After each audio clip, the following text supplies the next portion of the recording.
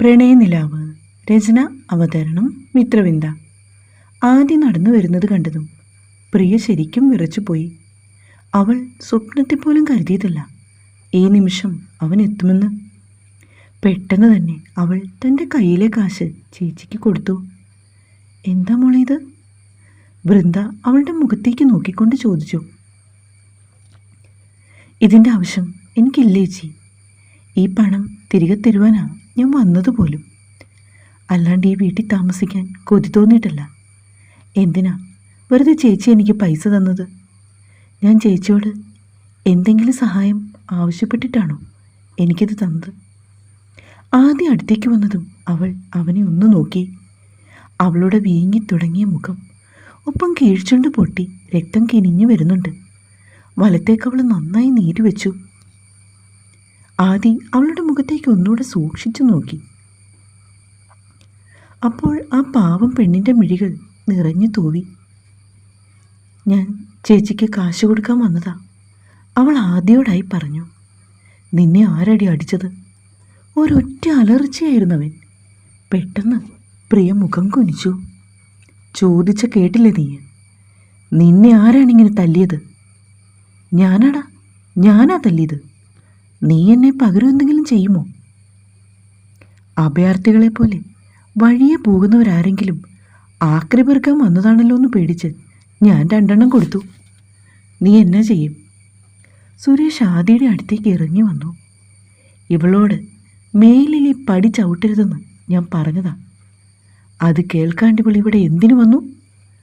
അയാൾ വർദ്ധിച്ച കോപത്തോടെ പ്രിയയുടെ മുഖത്തേക്ക് നോക്കി. അച്ഛാ, ഞാൻ പറഞ്ഞിട്ടാ പ്രിയമോള് വന്നത്. അച്ഛനൊന്നും മിണ്ടാതിരിക്കുന്നുണ്ടോ? വൃന്ദയും ശബ്ദമുയർത്തി. നീ പറഞ്ഞിട്ട് വരണമെങ്കിൽ അത് നിന്റെ വീടായിരിക്കണം. ഇവിടെ എൻ്റെ തീരുമാനങ്ങൾ മാത്രമേ നടക്കൂ. കാരണം ഞാനും എൻ്റെ ഭാര്യയും കൂടി കഷ്ടപ്പെട്ട് അധ്വാനിച്ചു വെച്ച വീടാണിത്. അച്ഛനൊന്ന് നിർത്തുന്നുണ്ടോ? അയാൾ പറയുന്ന കേട്ടതും വൃന്ദയ്ക്കും ദേഷ്യമായി. പ്രിയമോക്ക് എന്തെങ്കിലും ആവശ്യം വന്നാലോ എന്ന് കരുതി ഞാൻ സന്തോഷത്തോടു കൂടി കൊടുത്ത പണമാണിത്. ആദി, ഇത് തിരിച്ചു വാങ്ങണം. വൃന്ദ തൻ്റെ കയ്യിലിരിക്കുന്ന കാശിൻ്റെ കവർ ആദിയുടെ നേർക്ക് നീട്ടി. പ്രിയയുടെ ആവശ്യങ്ങൾ സാധിച്ചു കൊടുക്കാനുള്ള പണം തൽക്കാലം എൻ്റെ കയ്യിലുണ്ട്. ഒരുത്തിയുടെയും ഒരു ചില്ലി കാശ് പോലും ഞങ്ങൾക്ക് വേണ്ട. ഇനി മേലിൽ നിങ്ങൾ ഇമാതിരി പരിപാടിയുമായി എൻ്റെ ഭാര്യയെ കാണാൻ വന്നിട്ടുണ്ടെന്നറിഞ്ഞാൽ പിന്നെ ഏത് രീതിയിലായിരിക്കും ഞാൻ പ്രതികരിക്കുന്നതെന്ന് നിങ്ങളോട് പറയാൻ പറ്റില്ല. ആദ്യം വളരെ ആത്മസംയമനം പാലിച്ചുകൊണ്ടാണ് അവളോട് സംസാരിക്കുന്നത്. ഓ പിന്നെ ഇവൻ ഒലത്തും. ഇതൊക്കെ ഇവരുടെ നാടകമല്ലേടി മോളെ, ചുമ്മാ വെറും ഷോയ്. നിന്റെ കാശ് ഇവർക്ക് വേണം. അതിനു മുന്നേ നിന്റെ അടുത്ത് ഇങ്ങനെ വെറുതെ ഒന്ന് വന്ന് പറഞ്ഞിട്ട് പോകുന്നു, അത്രേ ഉള്ളൂ. ഇത്രയും തുക ഒരുമിച്ച് കണ്ടിട്ടുണ്ടോ ഇവർ? അയാളൊരൊറ്റ ആട്ടായിരുന്നു. ഞാൻ കണ്ടിട്ടുണ്ടോ ഇല്ലയോ എന്നുള്ളത് അവിടെ നിൽക്കട്ടെ. നീ കണ്ടിട്ടുണ്ടോടാ? ആദ്യ സുരേഷിനെ ഒന്ന് സൂക്ഷിച്ചു നോക്കി ചോദിച്ചു. എന്നിട്ട് അയാളുടെ അടുത്തേക്ക് ചെന്നു. എടോ, ശിവശങ്കരൻ്റെ പണം കണ്ടുകൊണ്ടല്ലേ താൻ ഇവളെ അയാൾക്ക് കെട്ടിച്ചു കൊടുത്തത്? മൂത്ത മകളോട് ചോദിച്ചു നോക്ക്. ശിവശങ്കരൻ്റെ പ്രണയം അനുപമയെ വലിച്ചെറിഞ്ഞിട്ട് ഇവരെ കൂടെ കൂട്ടണമെങ്കിൽ ശിവശങ്കരൻ്റെ ഉദ്ദേശം എന്തായിരുന്നുവെന്ന് താൻ ആദ്യം മനസ്സിലാക്ക്. നോട്ടുകെട്ടുകൾ ഒരുപാട് തൻ്റെ വീട്ടിലിരിപ്പുണ്ടെന്ന് എനിക്ക് മനസ്സിലായി. നോട്ടുകെട്ടും സ്വർണവും പണ്ടവും ഒക്കെ നീട്ടിയിട്ടാണ് താൻ തൻ്റെ മകളെ ഇറക്കി വിട്ടതെന്ന് നാട്ടുകാർക്ക് മൊത്തത്തിലറിയാം. അതുകൊണ്ട് താൻ കൂടുതൽ വിരട്ടലുമായിട്ട് എൻ്റെ അടുത്തോട്ട് വരണ്ട. ശ്രീപ്രിയെ ഞാൻ വിവാഹം കഴിച്ചിട്ടുണ്ടെങ്കിൽ ഇവളെ നല്ലോണം പോറ്റാനും എനിക്കറിയാം. അല്ലാണ്ട് അവളുടെ ചേച്ചി കൊടുക്കുന്ന പണം കൊണ്ട് ജീവിപ്പിക്കേണ്ട ഗതികേടൊന്നും തൽക്കാലം എനിക്കില്ല. മൂത്ത മരുമകൻ്റെ അത്രയും പണവും പത്രാസും ജാടയും ഒന്നും ഞങ്ങൾക്കില്ല. പക്ഷേ അന്തസ്സായിട്ട് ജീവിക്കുന്നവനാണ് ഈ ആദിനാരായണൻ. പറഞ്ഞുകൊണ്ടവൻ വൃന്ദയുടെ നേർക്ക് തിരിഞ്ഞു. ഇനി മേലിൽ എൻ്റെ ഭാര്യയെ കാണാൻ പോലും നിങ്ങൾ വന്നേക്കരുത്. ഇവളോട് ഏത് രീതിയിലായിരുന്നു നിങ്ങൾ ആദ്യം പ്രതികരിച്ചത്? ഞാനും അത് കണ്ടിട്ടുള്ളതാണ്.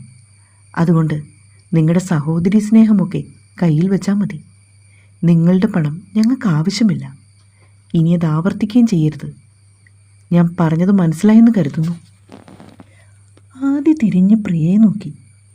നീ വഴിയെ പോയ അഭയാർത്ഥിയാണെന്ന് നിന്റെ തന്ത ഇപ്പോൾ പറഞ്ഞു കേട്ടോ?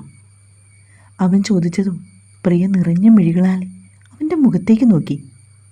നിന്റെ കയ്യിലൊന്നുമില്ലല്ലോ അല്ലേ? അല്ലെങ്കിൽ നാളെ ഇയാൾ എങ്ങനെയെങ്കിലും മോഷണം പോയി എന്ന് പറഞ്ഞ് നമ്മുടെ വീട്ടിലേക്ക് വരും. പ്രിയയുടെ തോളത്ത് കിടന്ന ബാഗ് അവളോട് വാങ്ങിയിട്ട് അതിലെ സാധനങ്ങളെല്ലാം അവൻ നിലത്തേക്ക് കുടഞ്ഞിട്ടു. കണ്ടല്ലോ അല്ലേ, ഇതൊക്കെയാണ് ഈ ബാഗിലുള്ളത്. എടാ, നീ ഏതാണ്ട് വലിയ പുള്ളിയാണെന്നാ നിന്റെ വിചാരമല്ലേ? ചിലയ്ക്കാതിറങ്ങി പോടാ നായേ. സുരേഷ് ആദിയെ നോക്കി ഉറക്കെ പറഞ്ഞു. ഇറങ്ങിപ്പോകാൻ തന്നെയാണ് വന്നത്. എൻ്റെ ഭാര്യ ഇങ്ങോട്ട് വന്നു എന്നറിഞ്ഞുകൊണ്ട് മാത്രം ഈ വീട്ടിലേക്ക് ഒന്നുകൂടെ കയറിയതാ. അല്ലായിരുന്നെങ്കിൽ യാതൊരു കാരണവശാലും ഞാൻ വരില്ലായിരുന്നു. അത്രയ്ക്ക് അറപ്പാടോ എനിക്ക് തന്നെയും തൻ്റെ വീടുമൊക്കെ. പെട്ടെന്ന് സുരേഷ് ആദിയുടെ നേർക്ക് കൈ ഉയർത്തി.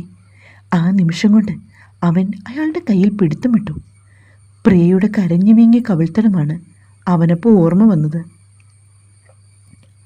സുരേഷിൻ്റെ കൈ പിന്നിലേക്ക് ഒന്ന് വളച്ചു വിട്ടുകൊണ്ട് അവൻ കുടഞ്ഞു വിട്ടപ്പോൾ അയാൾ സ്വർഗം കണ്ടു പോയിരുന്നു. എൻ്റെ പെണ്ണിൻ്റെ ദേഹത്ത് കൈവച്ചത് അവളുടെ തന്തയായി പോയതുകൊണ്ട് മാത്രമാണ് ഇതിൽ ഒതുക്കി നിർത്തിയത്.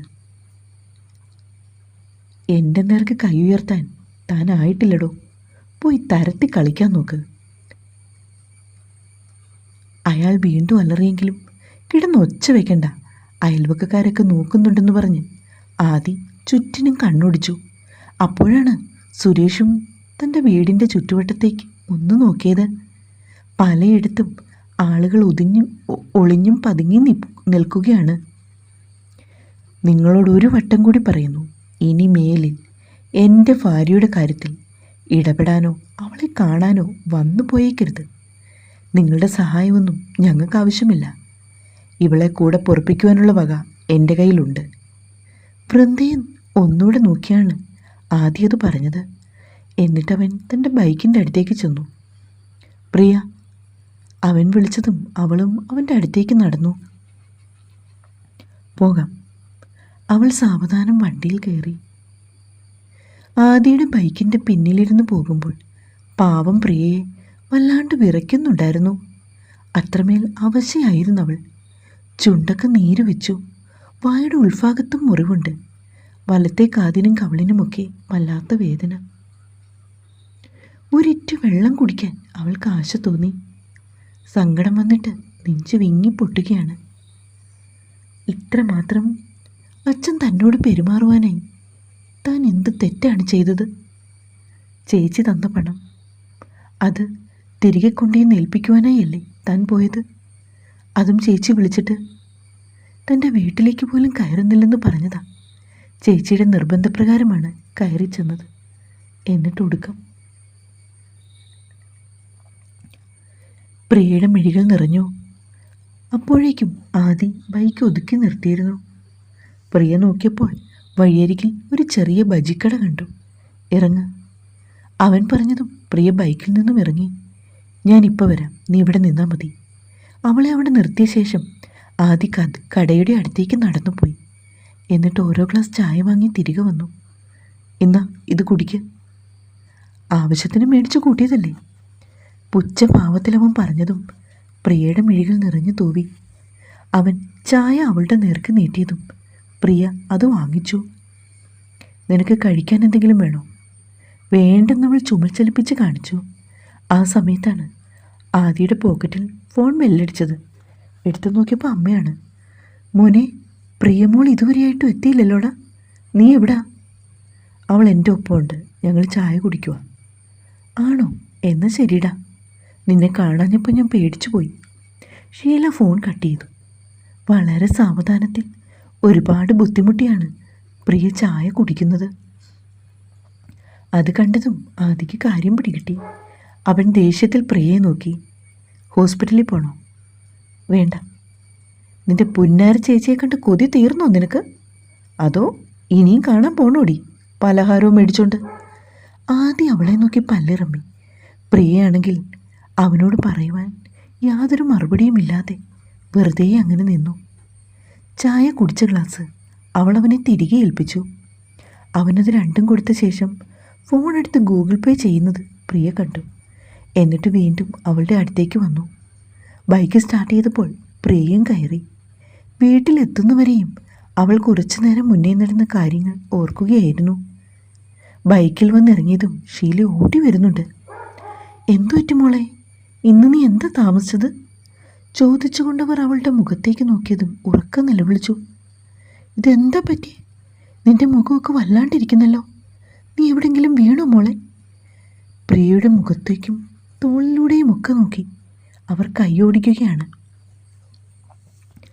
എങ്ങും വീണതല്ല, അവളുടെ തന്ത കൊടുത്ത സമ്മാനമാണ്. മുരണ്ടുകൊണ്ട് ആദി ഉമ്മറത്തേക്ക് കയറിയതും ഷീല പ്രിയയെ തുറച്ചു നോക്കി. മോളെ, അവർ വിളിച്ചതും പ്രിയ കരഞ്ഞുകൊണ്ട് ഷീലയെ നോക്കുകയാണ്. എന്താ മോളെ ഇതെല്ലാം? ആദി പറയുന്നത് ശരിയാണോ? നിന്റെ അച്ഛനാണോ നിന്നെ ഇങ്ങനെ ഉപദ്രവിച്ചത്? അതേന്ന് പ്രിയ തലകുലുക്കി. എന്തിനാ മോളെ ഇങ്ങനെ ചെയ്തത്? നീ എവിടെയായിരുന്നു? ഇന്ന് കോളേജിൽ പോയില്ലേ? ഒരു നിമിഷം കൊണ്ട് ഷീല ഒരു 100 കാര്യങ്ങളാണ് അവളോട് ചോദിക്കുന്നത്. ഒന്നിനും മറുപടി പറയാനാവാതെ പ്രിയ അതേ നിൽപ്പ് തുടർന്നു. ഷീലയാണ് അവളുടെ കയ്യിൽ പിടിച്ച് ഉമ്മറത്തേക്ക് കൂട്ടിക്കൊണ്ടു വന്നത്. ആദി, എന്താടാ കാര്യം? നീയെങ്കിലും ഒന്ന് പറ മോനെ. ഷീല ആദിയെയും പ്രിയയെയും മാറി മാറി നോക്കി. അപ്പോഴേക്കും മണിക്കുട്ടി ഇറങ്ങി വന്നു. എന്നമ്മേ, ചേച്ചിക്ക് എന്തു പറ്റി? പ്രിയയെ നോക്കി മണിക്കുട്ടി ചോദിച്ചു. പ്രിയ തന്നെയാണ് നടന്ന കാര്യങ്ങളൊക്കെ അവരോട് പറഞ്ഞത്. പലപ്പോഴും അവൾ വിങ്ങിക്കരഞ്ഞു. എല്ലാം കേട്ടുകൊണ്ടവൾ തരിച്ചിരുന്നു. ചേച്ചി തന്നത് കാശാണെന്ന് എനിക്കറിയില്ലായിരുന്നമ്മേ. അറിഞ്ഞിരുന്നെങ്കിൽ ഞാൻ ഒരിക്കലും അത് കൈപ്പറ്റുകയില്ലായിരുന്നു. അപ്പം തുറന്നു നോക്കാൻ പോലും എനിക്ക് തോന്നിയതുമില്ല. അത് തിരിച്ചേൽപ്പിക്കാൻ മാത്രമാണ് ഞാൻ വീട്ടിലേക്ക് പോയത്. പിന്നെ മണിക്കുട്ടിയുടെ മന്ത്രകൂടി എടുക്കുവാനായി ഞാൻ കൂടെ വരാതിരുന്നത് വല്യച്ഛനും വല്യമ്മയും ഒക്കെ പറഞ്ഞത് കേട്ടിട്ടാ. വീട്ടുകാരെ ഉപേക്ഷിച്ച് പ്രേമിച്ചൊളിച്ചോടി ഇറങ്ങിപ്പോന്നവളാണ് ഞാൻ. ആ ഒരു ദുഷ്പേര് എന്നിൽ നിന്ന് ഒരിക്കലും മാഞ്ഞു പോവില്ല.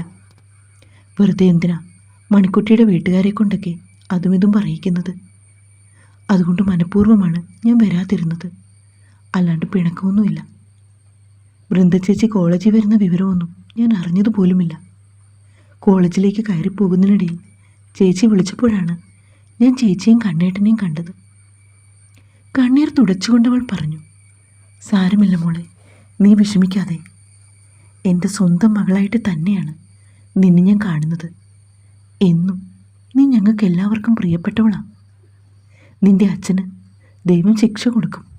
അയാളുടെ അഹങ്കാരത്തിനുള്ള തിരിച്ചടി അധികം താമസിയാതെ കിട്ടും. നീ കണ്ടൂടി, അമ്മയാ ഇത് പറയുന്നത്.